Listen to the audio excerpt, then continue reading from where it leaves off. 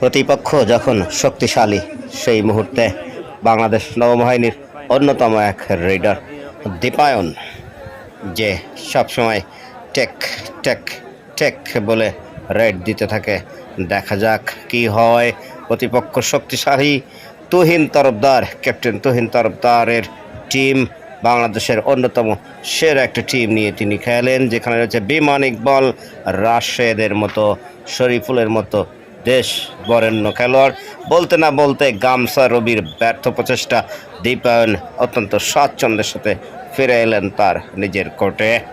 এখন দেখা যাক প্রতিপক্ষ তুহিন তরফদারের টিমের পক্ষে কে এবারে রেড দিবে। আমরা অপেক্ষা করছি, দেখতে চাই একটি চমৎকার লড়াই, জম্পেশ লড়াই এই কোটালীপাড়াবাসী আজকে উপভোগ করছে। হ্যাঁ, এখনই রেড দিচ্ছে আক্রমণে এই মুহূর্তে শরীফুল, বাংলাদেশের দক্ষিণবঙ্গের অন্যতম সেরা ফেলার, এবং তিনি সফলতার সাথে ফিরে এলেন, পারলেন না তাকে আটকাতে। ওই দীপায়ন, টগর, বাপ্পি টিমের ক্যাচাররা একেবারেই পরিপূর্ণভাবে ব্যর্থ হলেন। আবারও যাবে আক্রমণে সেই দীপায়ন, যিনি বাংলাদেশ নৌবাহিনীতে চমৎকারভাবে খেলে থাকেন, অত্যন্ত সুপ্রিয় একজন খেলোয়াড়, সারা দেশব্যাপী যার সুনাম রয়েছে। তিনি আগেই বলেছি টেক টেক টেক বলতে বলতে রেড দিয়ে থাকেন। আক্রমণের চেষ্টা, ওদিকে প্রতিহত করার চেষ্টায় রয়েছে দক্ষিণবঙ্গের অন্যতম সেরা ক্যাচার তথা সারা বাংলাদেশের সেরা ক্যাচার রাশেদ। বলতে না বলতে দীপায়নের দাবি বিপুলকে তিনি টাচ করে আউট করে আসছেন এবং রেফারি সেটাই রায় দিলেন। বিপুল বেরিয়ে গেল কোর্ট থেকে। এখন আক্রমণে যাবে তুহিন তরফদারের টিমের পক্ষে আবারও সেই শরীফুল।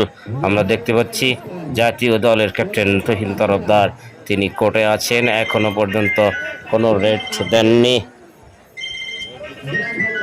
এখন আমরা দেখব শরীফুলের রেড। শরীফুল চমৎকারভাবে রেড দিতে পারত, অত্যন্ত ছটফটভাবে ঝটিকাভাবে আক্রমণ করে থাকে। আপিল করেছে, তার পায়ে ধুলা দিচ্ছে জন্য রেফারিকে জানালেন। আবারও আমরা দেখতে পাচ্ছি তার পায়ে ধুলো দিয়ে তাকে আটকানোর একটা প্রচেষ্টা, একটা কৌশল নিচ্ছে ওই টগর, বাপ্পি, দীপায়নের টিমের ক্যাচাররা। এখনই আমরা দেখব, দেখা যাক কি হয়। আক্রমণ চমৎকার, এবং দাবি করছেন তিনি একজনকে টাচ করে আসছেন এবং সেটাই সঠিক রায় দিলেন। আমরা দেখতে পেলাম রেফারি এবার আক্রমণে যাবে। আবারও সেই দীপায়নকে আমরা একটি শক্তিশালী সুকৌশলী খেলোয়াড় হিসাবে চিনে থাকি। সারা বছরে তার খেলা দেখে আমরা গড়পড়তা হিসাব করতে পারি। তার খেলার মান সার্বিকভাবে অত্যন্ত ভালো। আক্রমণে এই মুহূর্তে সেই দীপায়ন বারবার চেষ্টা করছে মাঝ মাঠে আক্রমণ করার, এবং আবারও চেষ্টা এবং সফল। একজনকে টাচ করলেন, আবারও সেই বিপুলকে টাচ করে ফিরে গেলেন।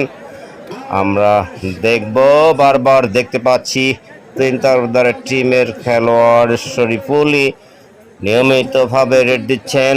তাকে এখনো টগর, বাপ্পি, দীপায়নের ক্যাচাররা আটকাতে পারেনি, ট্যাকল করতে পারেনি। এইবার কি হয় আমরা সেটি দেখব।